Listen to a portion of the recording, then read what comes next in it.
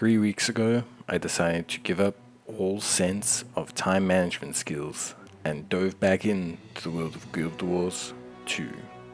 Now, having crossed halfway to max level, earned 7 crucial gold, being a max skill level 79, not quite actually max skill crafter, and basically giving myself back spasms for the last 3 weeks, I have managed to make progress towards my goal of the ultimate greatsword in the game, Eternity. Now, I've fallen many times. In fact, more times than one should probably fall off of their mount in this game. I keep forgetting that they take fall damage. But ultimately, my goal remains the same, to get back up and earn my way to the best greatsword in the history of MMOs. Now, the goal for this episode is very different to last one.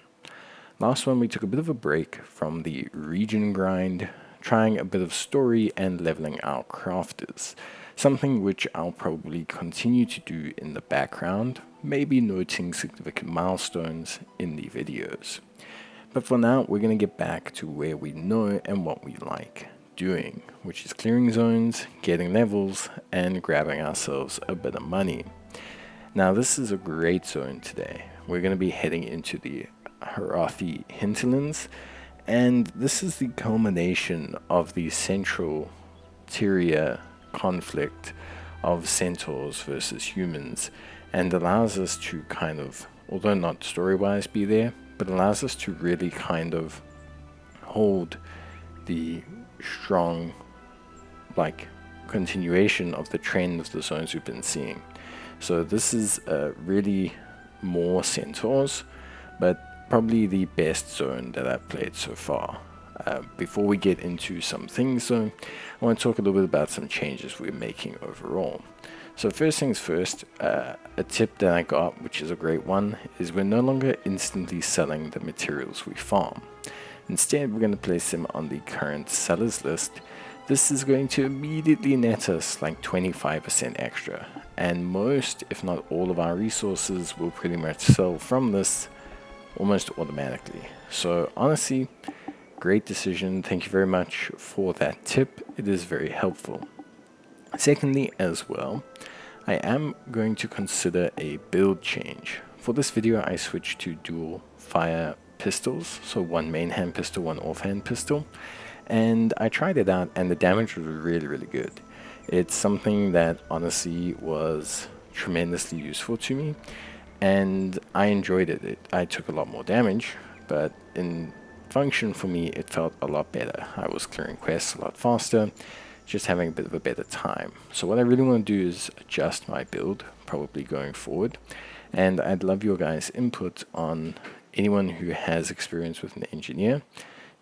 Where should I go with this? Because I've never played one, and I honestly have zero idea how they work, and kind of reading the skills and things means it seems like you need to really specifically go into certain avenues with the skill tree.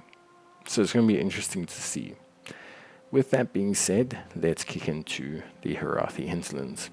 Now, Harathi Hinterlands is, like I said, a continuation of what we experienced before. But I think what this zone did really well is it culminated a lot of the main conflicts of the zones we've been in really nicely, whilst also keeping the action very intense.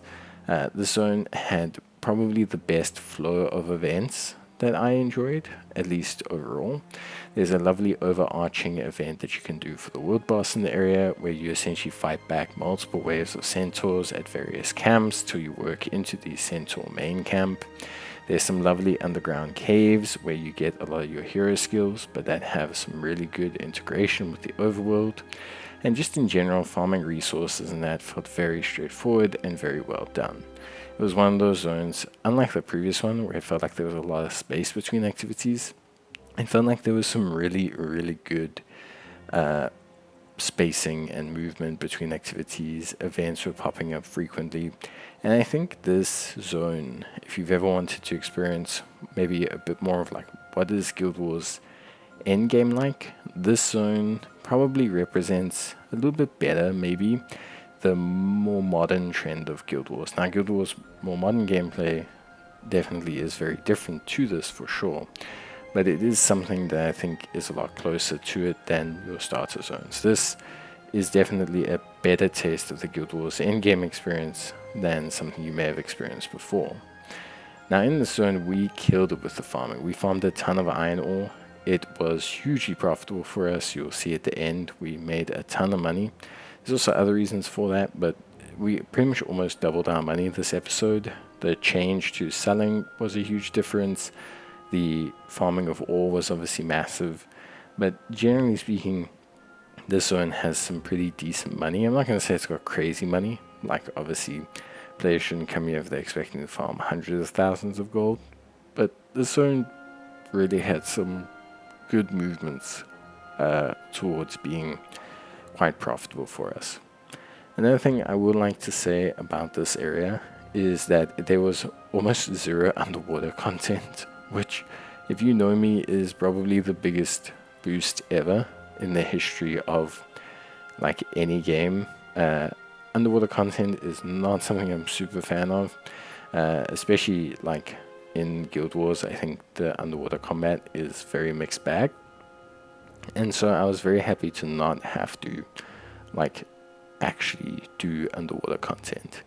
And a lot of the events, like the pop-up events, tied really nicely with the hearts. So I actually cleared out like 2 or 3 hearts simply by fighting waves of centaurs at events at the time. And it was actually a great, easy way to kind of like really clear out those hearts and kind of integrate back with myself, which was really cool and really awesome.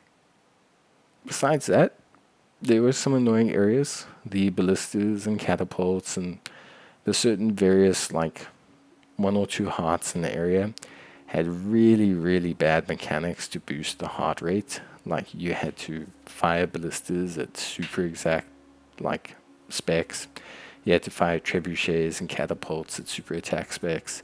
So it was just a really strange slowdown in the pace, which wasn't the end of the world, but overall wasn't something that I particularly looked forward to. I think it slowed the pace down too much, and there were definitely ways to do those zones a bit faster, but I think for me overall, it wasn't something that was, so successfully done.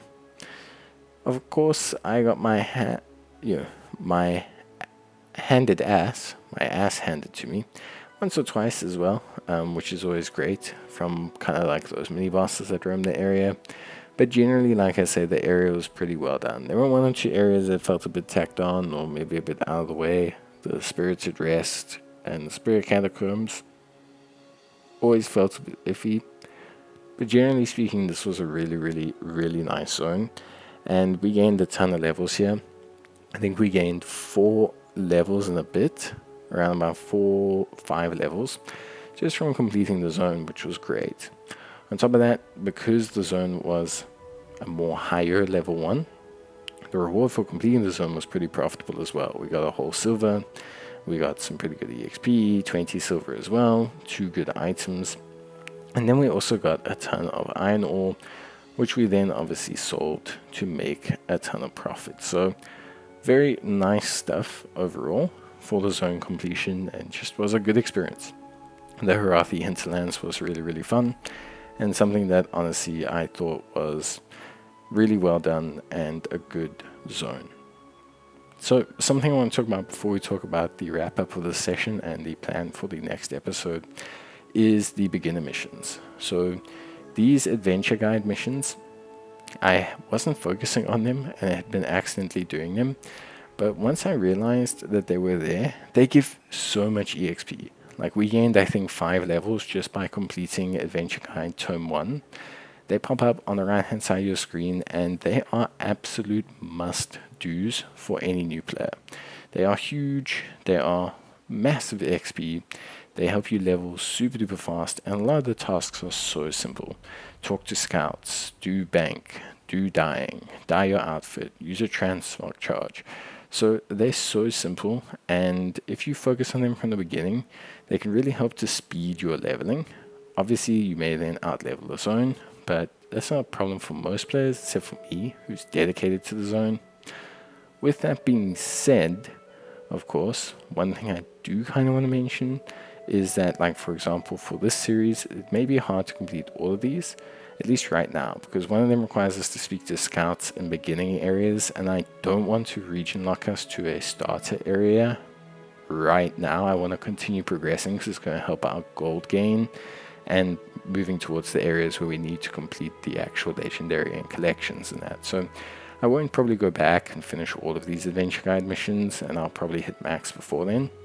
But it is something that I did want to mention because it is something that's so crucial and helpful to a lot of players. So let's wrap up the session and let's talk about what's up next. So in this episode, we made 4 gold 67. That's in raw gold, so that's gold we gained literally on the account. But we actually also have another 1.5 gold in just our selling post, over 1.5 gold. So we could, by the start of next episode, have made a whole another like 1 gold 80, and that essentially means we almost doubled our gold. Like, we almost gained in that essence 6 gold like 47, which is pretty huge for us in one episode to gain, like almost doubling. Obviously, it's not a lot of gold in the grand scheme of things. We'll need like 30 just to max out our crafting, but it is so good to see the effects of starting to do these higher level areas and the materials and, you know, the zone rewards and everything improving, which is always valuable. For the next episodes, what we're going to do is we're also going to try to focus on a couple of things. So we're going to go to Lion's Arch. We'll 100% complete that, which is easy. We'll also, in that episode as well, finish Bloodtide Coast, which is the zone that occurs after Lion's Arch. This will be, hopefully, if we time it right, another world boss with the Great Worm, which will be a lot of fun to show.